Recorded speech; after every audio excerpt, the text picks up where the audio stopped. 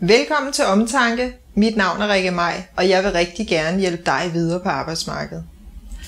Jeg er en erfaren karriererådgiver og underviser, og jeg har sammensat en vifte af ting til dig, der gerne vil videre på arbejdsmarkedet hurtigst muligt.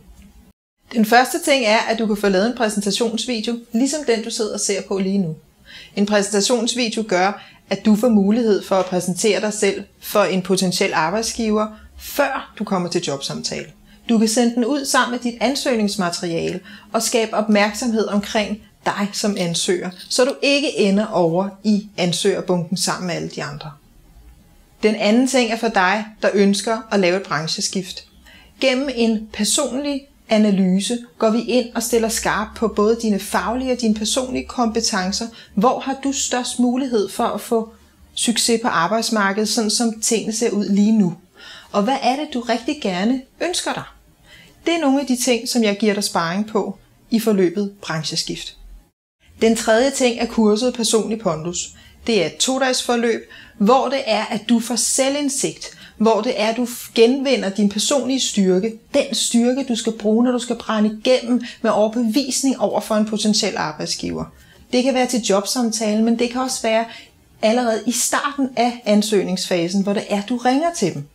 Så Personlig Pondus kan give dig den styrke, der skal til for at brænde igennem. Den fjerde ting er foredraget Nyt job, nye tanker. Det er 2 timers inspiration til, hvordan du kan tænke nyt, når det kommer til jobsøgning. Det kan være, at du gerne vil lave et brancheskift, ligesom det jeg talte om før. Det kan være, at du ønsker at lave en præsentationsvideo, ligesom den du sidder og ser på nu. Men det kan også være, at du har lyst til at springe ud som iværksætter. Og hvordan gør du det?